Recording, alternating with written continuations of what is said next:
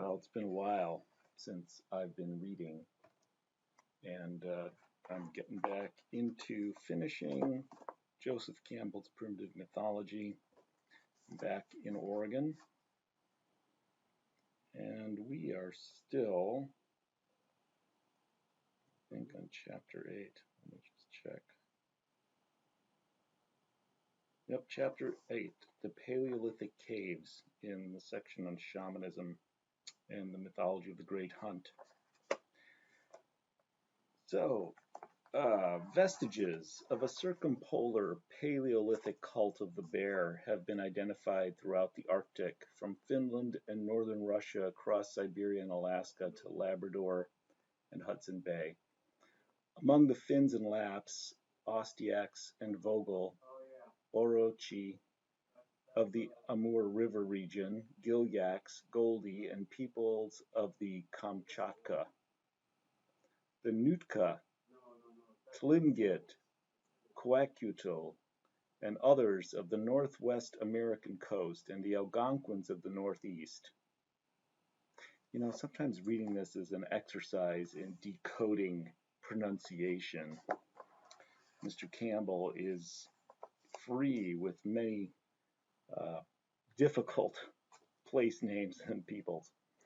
In any case, and so here is a northern circumpolar hunting continuum in counterpoise to that broad equatorial planting belt, which we traced from the Sudan to the Amazon in part 2. And just as there a certain depth in time was indicated, going back to perhaps circa 7500 BC, the dawn of the Proto-Neolithic, so here too is a depth in time. But how very much greater? For in the High Alps, in the neighborhood of St. Gallen, and again in Germany, some 30 miles northwest of Nuremberg, near Velden, a series of caves containing the ceremonially arranged skulls of a number of cave bears have been discovered, dating from the period, it is almost incredible, of Neanderthal man. Ever since 1856, when the remains of a strangely brutish yet man-like skeleton were found in a limestone quarry not far from Dusseldorf, in the valley of the Neander, it has been known that our fair species was preceded by a coarser, heavier type of human being, which now appears to have flourished close to the freezing breath of the glaciers for well over 100,000 years. Professor Hans Wienert estimates the period of Neanderthal man, Homo neanderthalensis, to have commenced about 200,000 years ago, during the last Rhys-Würm interglacial period, and to have closed not earlier than 75,000 years ago, during the centuries of the Würm glaciation. Henry Fairfield Osborn, on the other hand, suggested a much later date for the disappearance, sometime between 25,000 and 20,000 BC, which is to say, the terminus of the Würm. Either way, what is certain is that the species disappeared toward the close of the glacial age, when it was superseded definitely and definitively from the Atlantic to the Pacific by those earliest races of Homo sapiens whose cults of the goddess and of the cave we have already viewed. Emil Bachler, between 1903 and 1927, excavated 3 caves in the High Alps. The first, Wildkirche, between 1903 and 1908, the second, Drachenloch, between 1917 and 1922, and the last, Wildermannlichloch, from 1923 to 1927. The first and third were about 7,000 feet, and the second over 8,000 above sea level, and they could not have been entered during the period of the Würm glaciation. Hence, their remains have been judged to belong to the interglacial period, Rhys-Würm, at the latest, which is to say, not later than 75,000 BC. And what was found? Charcoal, flints of pre-Mousterian style, flagstone flooring, benches, work tables, and altars for the ritual of the bear, the earliest altars of any kind yet found, or known of, anywhere in the world. In Drachenloch and Wildermannlichloch, little walls of stone, up to 32 inches high, formed a kind of bin, within which a number of cave bear skulls had been carefully arranged. Some of these skulls had little stones arranged around them. Others were set on slabs. One, very carefully placed, had the long bones of a cave bear, no doubt its own, placed beneath its snout. Another had the long bones pushed through the orbits of its eyes. The cave in Germany, Petershöhle, near Velden, which was explored by Konrad Hormann from 1916 to 1922, had closet-like niches in the walls, which contained 5 cave bear skulls and once again the leg bones. Now the cave bear, it must be told, for all its size, was not an extremely dangerous beast. In the first place, it was not carnivorous, but herbivorous, and in the second place, like all bears, it had to go to sleep in the winter. But during the Ice Age, the winters were long. The bears would go into the caves to sleep, and while there, could be readily killed. In fact, a tribe of men living in the front part of a cave with a couple of sleeping bears in the rear would have had there a kind of living deep freeze. And so now, and finally, at this prodigious depth of the past, let us visit a number of human graves, which are, like the altars, the earliest of their kind yet found. In southern France, in a cave at La Pharracie, in the Dordogne, the remains were unearthed of 2 Neanderthal adults and 2 children who had been ceremonially buried. One of the elders, probably a woman, had been placed in a crouched or flexed position in a cavity dug into the floor, legs pressed against her body and arms folded upon her breast. The other adult, also lying on his back with legs fixed, was not in a containing cavity, but on the floor, head and shoulders protected, however, by slabs of stone. The 2 children, lying supine, were in shallow graves, and close by was a hole filled with the bones and ashes of a wild ox, the remains of an offering of some kind.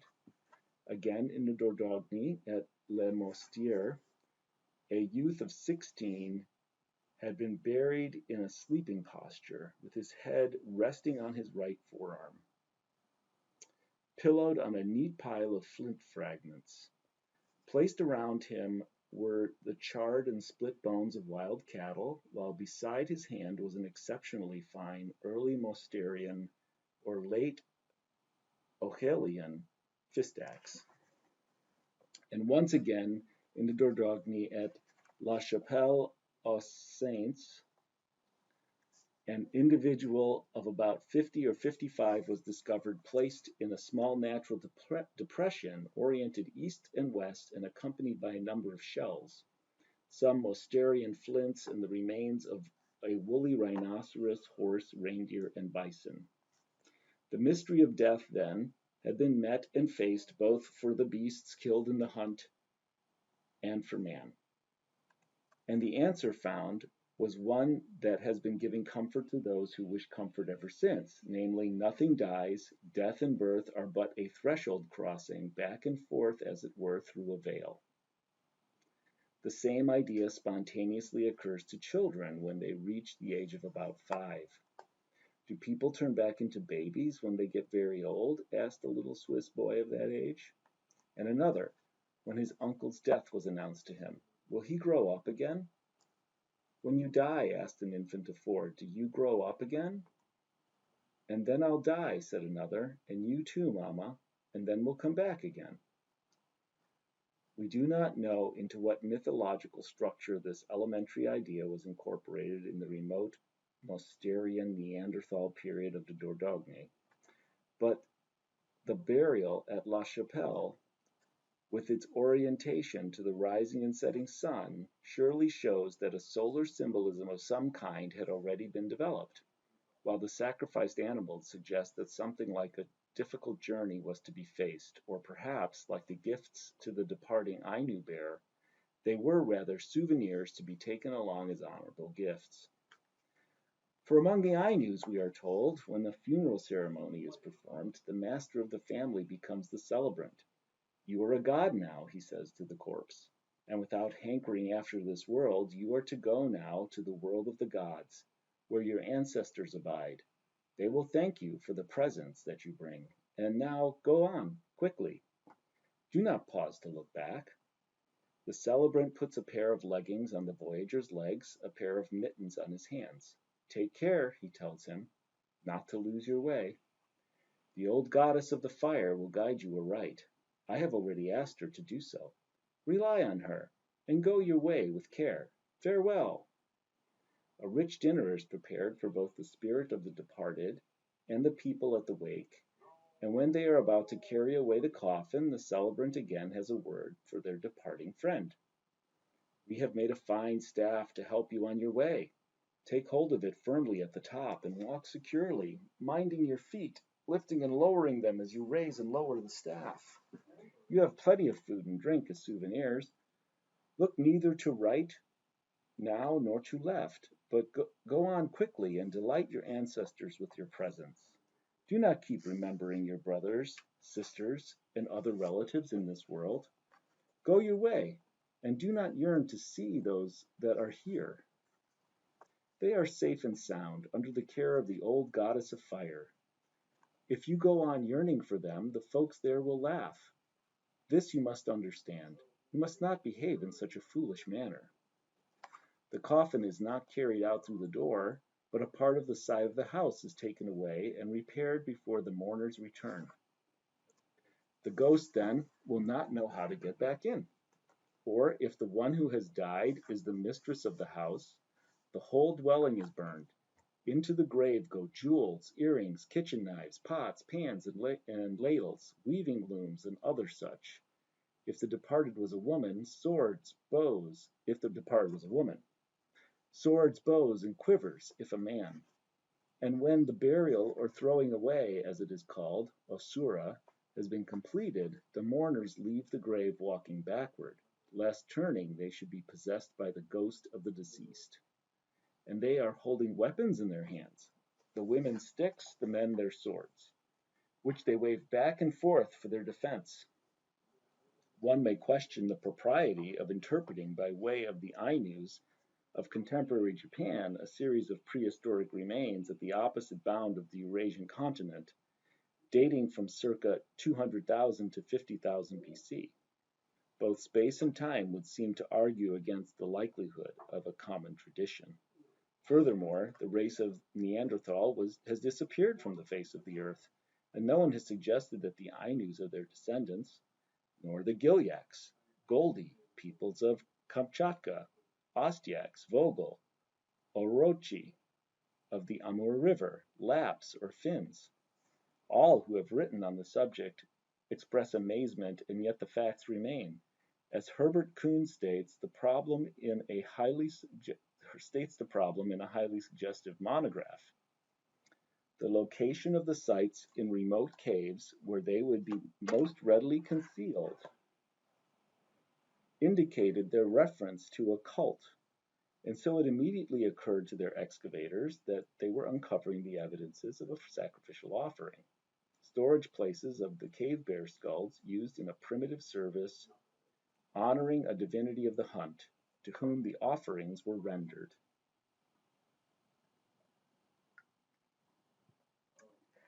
Mengen took up the idea in a paper on the evidence of a sacrificial offering in the Lower Paleolithic, where he compared the evidence with that of the hunting peoples of East Asia, the Ainus and the Gilyaks, among whom the offering is traditional in the same form to this day.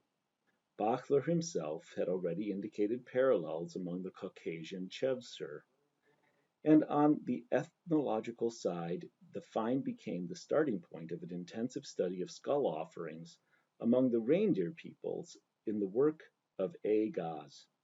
Gaz brings a great mass of comparative material to bear on the problem. establishing connections with the studies of bear ceremonials by Hallowell and Uno Holmberg. All of these works make use of a great fund of factual material from the contemporary hunting peoples of the Northern Hemisphere, and it becomes evident therewith that the usages and customs of the interglacial period have been retained up to the very present in these peripheral regions of the earth, where the same living conditions exist to this day, and where man to this day remains only a hunter and collector on the simplest level. The economic pattern has not greatly altered in these parts, nor the way of thinking. Man has remained inwardly the same, even though millenniums, indeed perhaps centuries of millenniums, lie between the hunters of those earlier days and now. The same offering is still made today. The bear skulls still are flayed and preserved in sacred places, offering places. They are covered and set round with slabs of stone even today. Special ceremonies still are celebrated at the offering places. Even today, two vertebrae of the neck are allowed to remain attached to the skull, just as then. And even today, we often find that the large molar of the bear has been ground down, precisely as Zotz found the case to be in the course of an excavation of a series of caves in the glacial mountain heights of Silesia. Such details among the contemporary Asiatic hunters as the grinding down of the teeth of the bear and leaving of two vertebrae attached to the skull, just as in the European interglacial period, proves that the continuity has actually remained unbroken for tens of thousands of years. Leo Frobenius, also recognizing the continuity, adds the following observation. Count Begon and N. Castoret discovered a cave near Montespan, Haute-Garonne, where in a great chamber at the end of a passage there was the form of a beast made of clay. It was roughly fashioned without concern for details, but was in a crouching position with outstretched front paws, and was furthermore distinguished by the fact that it lacked a head. The whole thing was clumsy and made about as children make their snowmen. It showed none of the elegance of, for example, the two bisons in the cave Truc de Adorbert, which likewise are fashioned of clay. And yet not even the coarseness of the work could explain the lack of a head. It could not have fallen off, for the neck showed a smooth, slightly sloping, sliced-off surface that had the same patina of age as the rest of the form. Furthermore, a hole went in through the center of this surface, like a channel going into the neck, curved in such a way as to suggest that a stick bearing some weight at the further end might have been stuck in. And to this there was added the further fact that the whole form in its general outline, and in particular in the formation of the limbs, the high, strong, rounded withers, suggested the representation of a bear, while between the forepaws there was found lying a bear's skull. The discoverers of this extraordinarily important find indicated in their first report, 1923, that here we had evidence of a bear cult in the Upper Paleolithic, that is, the period of the Magdalenian paintings. That under certain conditions the actual head of a slain bear must have been affixed to the torso, that the skull discovered between the forepaws was obviously the evidence of such a custom, and finally, that the coarse, mushy form of the whole thing pointed to one specific conclusion, namely, that the piece had served as supporting form for a freshly flayed bear pelt with the head still attached. Moreover, in the Volta River area of the Gold Coast, West Africa, Frobenius' collaborator, Dr. Hugershoff, discovered a precisely comparable form in use among the Bamana of Tula, which, however, was used for the support not of a bearskin, but of a leopard skin. And Frobenius himself, in the French Sudan, among the Koulibaly of Bafulabe, learned that when a lion or leopard has killed and eaten a man, a jungle offering is prepared and the beast is killed.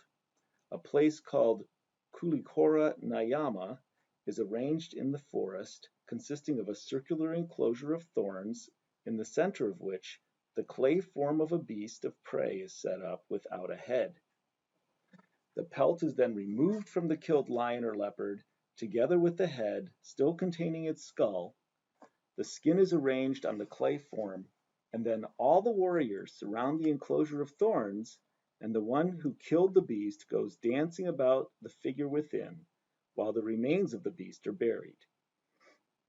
In western Morocco, when such a panther is killed, the hunter must immediately creep up on the dead beast from behind with closed eyes and try to blindfold the dead panther as quickly as possible, so that it may no longer see, to avert the danger of the evil eye. And here possibly we have our clue to the long bones pushed through the eye holes of the cave bear skulls in the sacred bin of the Drachenloch cave.